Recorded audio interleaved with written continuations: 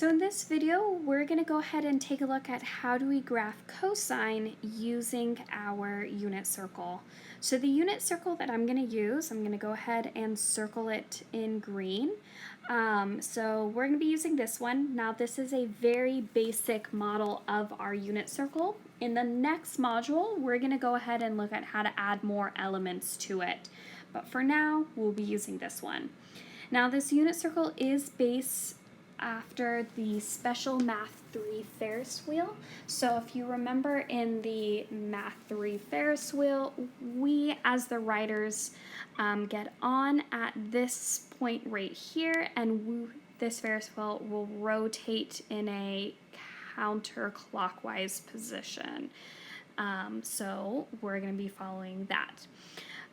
Now, I'm going to go ahead and mark our little instructions here. So our instructions say to graph the equation y equals cosine of x. Now, before we do that, we have to remind ourselves of this question here. So the question says, cosine is represented as which coordinate on the unit circle? Either the x-coordinate or the y-coordinate.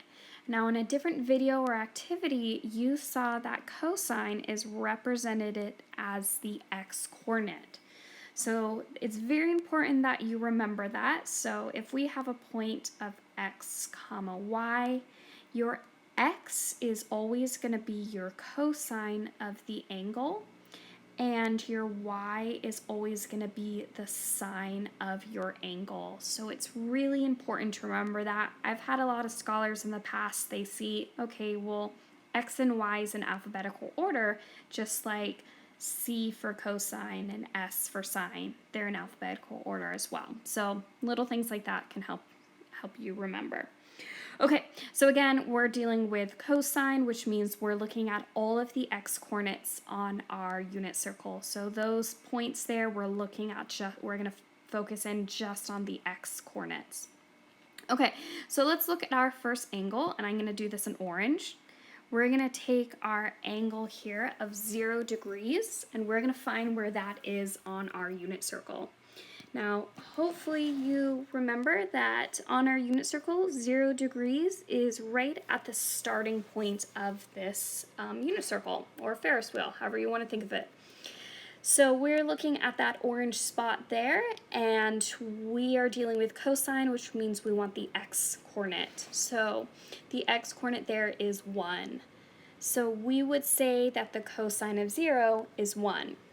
So in this box, we're going to write the ordered pair. Our angle we were working with was 0 degrees, and our cosine was 1. Okay, I'm going to move on to the next point. The next one is 90 degrees. So on the unit circle, 90 degrees is up there, and we're dealing with cosine, so the x value, which here at that pink point is 0. So our cosine of 90 degrees is 0. So we would write our point as, that we're going to graph, as 90, 0. For our next point, I'll do this in blue, 180 degrees. 180 degrees is at this location on our unit circle. And we're dealing with the cosine, which is our x-coordinate, and at that blue point, our x-coordinate is -1. So our cosine of 180 degrees is -1. So I would write my point as 0, -1. Next we have, I'll use red for this one. Next we have 270 degrees. Our angle of 270 degrees is that one down there. So we are dealing with cosine, which is the x-coordinate, and the x-coordinate at that red point is 0. So we'll write 0 in there, and then here we're going to go ahead and write the coordinate pair. So 270, 0. And then our very last point, I will do this in yellow, is our very last point is 360. Now 360 degrees is the same location as our starting point. So right now if I told you to spin 360 degrees, you would end up facing the exact same direction. You would stay in the same spot facing the exact same direction as that you're facing right now. So the cosine at that location, 360 degrees, we want that x-coordinate, which is 1. So the cosine of 360 degrees is 1.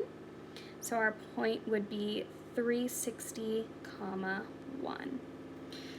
So what we're going to do now is we're going to go ahead and take those 5 points. I'll highlight them in green. So these 5 points here in this green box, and we're going to go ahead and graph them. And we are going to graph them below. So I'm just going to go ahead and scroll down, and we have our graph here. So you can see the x-axis contains our angles.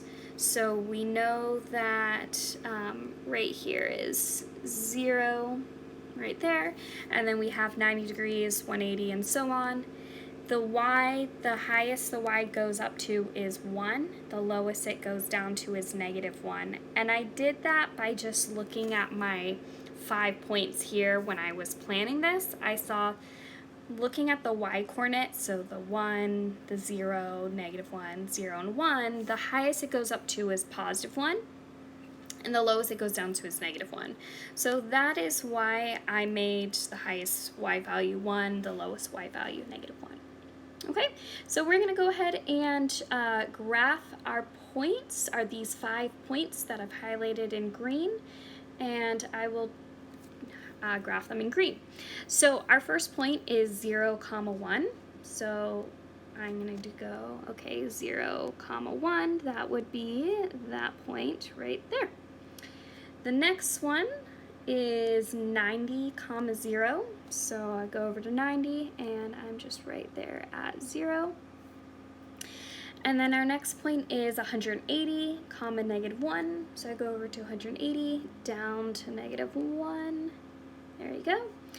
And then next, moving over to 270, 0.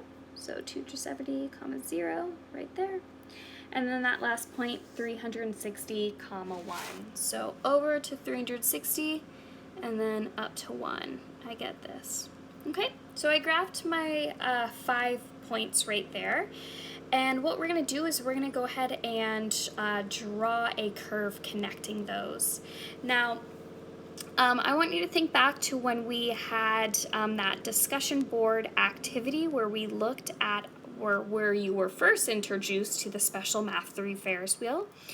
And we asked you to describe what happens to your height off of the ground, your height off the ground, as you move around on this Ferris wheel. So I want you to think when you first got on the Ferris wheel and started rotating counterclockwise, I want you to think back to what happens to your height. Now your height, it increases. That hopefully is pretty obvious to see. Yeah, your height off the ground is going to increase.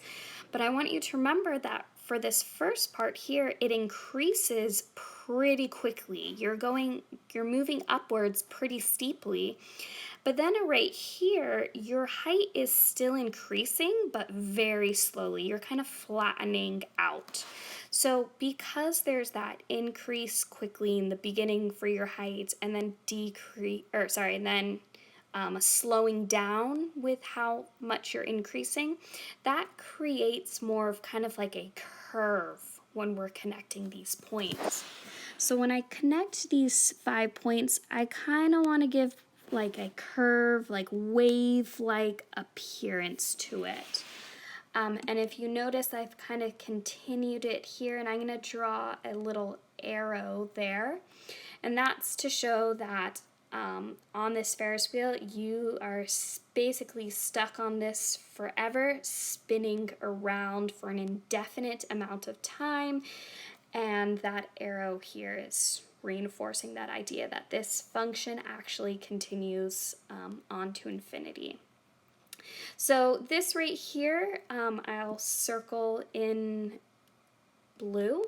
This right here is our final graph of our equation y is equal to cosine of x.